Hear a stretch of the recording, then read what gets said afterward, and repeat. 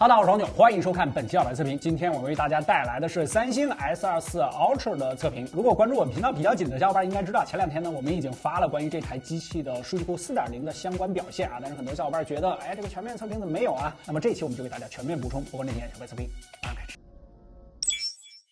三星这一代在屏幕的材质上升级到了 M13 基材。首先就是在开箱中聊到的这个低反射玻璃涂层，它可以让黑色的屏幕更加纯净，而且可以达到几乎不反光的效果。第一眼看下来还是非常惊艳的，尤其是你有其他手机跟它对比一下的话，无论是在室内还是在室外都挺明显。但是提醒你注意啊，它出厂呢是不自带贴膜的。如果你自己在某宝上随便买个膜给它贴上了，大概率是没有抗反光的效果了啊。如果你特别在意这一点的话，我们还是建议你在三星官网买一个防反射的手机膜。199块，1万块的手机配个200块的膜，听起来没什么太大毛病啊。另外，你裸机使用的话，这个涂层其实也不是那么耐滑的，用一段时间可能细小的划痕就比较多。这个网上我们看到一些前期拿到机的小伙伴已经在反馈了啊，其实它并不是你底层那个玻璃被划了，而是这个涂层有划痕啊。然后就是亮度方面啊，数据库实测手动最高是460尼特，打开额外亮度之后也只有800尼特啊，但是它的最高激发是可以达到1290尼特的。但是放在数据库里面，总体来看啊，对比一些国产屏幕属于中端水平，而且提醒注意啊，它依然是低频 PWM 调光啊，国际大厂的老毛病啊。处理器方面依旧是三星特供版的8 Gen 3，最高频率从3.3 赫兹提升到了3.39赫兹啊，对的，多了0.09啊。但是关注我们数据库的小伙伴应该都知道，三星的性能释放一直比较保守啊。直接来看结果啊，在各种插件和游戏实验室中将性能调至最佳之后啊，是的，这个三星的手机调性能这成本都比较高啊。安兔兔跑分呢是190万加，要低于其他8 Gen 3和9300的机型。Geekbench 6单核2300啊，多核7200，3D Mark 是4900分，频率的提升在跑分上确实还是有所体现的。王者的支持方面啊有点拉胯，这个当前的版本仅支持60帧啊，并不符合我们数据库的标准啊，所以我们就不进行测试了。更新之后我们会第一时间补测，大家关注我们数据库小程序即可。原神方面 4.0 模型下平均是58.3帧，功耗是6.5瓦，帧率略低于搭载普通8 Gen 3的 Find X7 Ultra 和9300的 X100 Pro 啊，三星的功耗比前面两台还要稍高一些。与 A17 Pro 的 iPhone 10 Pro Max 相比，这三星虽然帧率更高，但是它的功耗高了接近2瓦啊。温度方面也是比较突出，原神的最高温度达到了50度以上啊，而且它集中在边框处，手感我们数据库小伙伴用4个字形容，十分火热。而且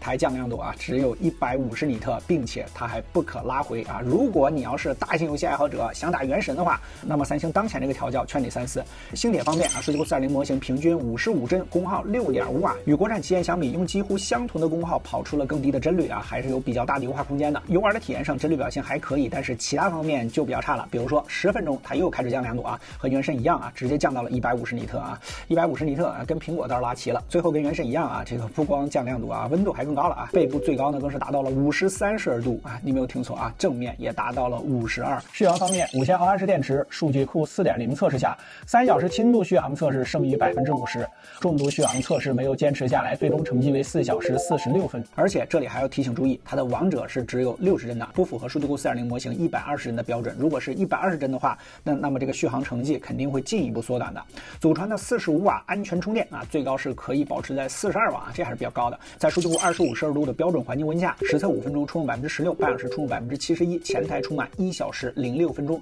完全充满需要1小时18分钟。简单总结，熟悉的三星，熟悉的味道，熟悉的 Ultra 啊，虽然依旧是特供版超频的8 Gen 3啊，但是性能调教依然是保守。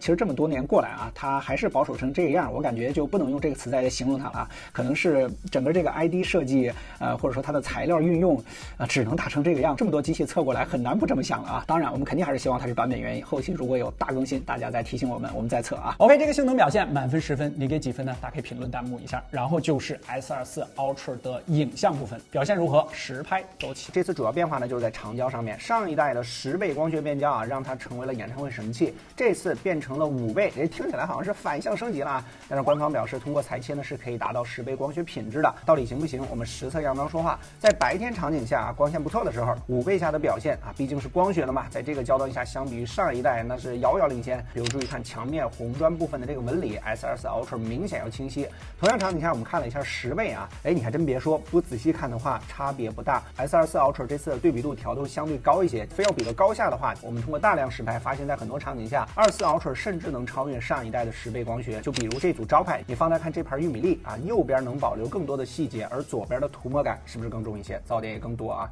当然这只是极限场景下的差别啊，你可以感受一下1倍下啊，是在这儿啊，这距离招牌非常远啊。10倍长焦确实能感受到三星恐怖的解析力。夜晚下的5倍和10倍长焦我们也拍了一些，大家可以自行对比一下啊。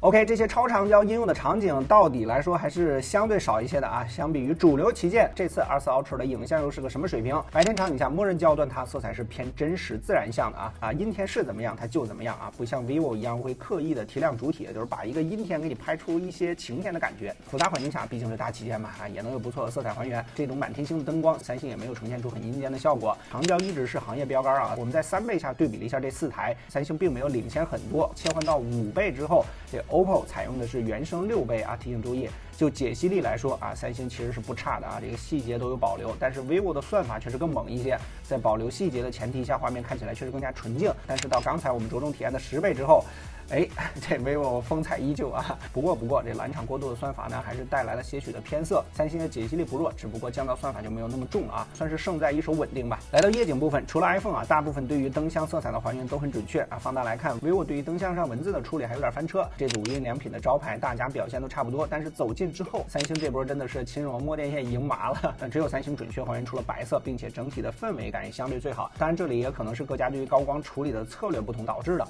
录像方面啊，规格上面这次最高支持到了8K 30人啊，5倍长焦镜头它也是支持的，依旧保持着演唱会神器的超高水准，而且它还有最高支持到4K 60的 HDR10+，你在自己的手机屏幕上看效果是非常不错的，而且 HDR10 Plus 也支持全镜头变焦。但是我们发现切换镜头时能看到明显的卡顿感。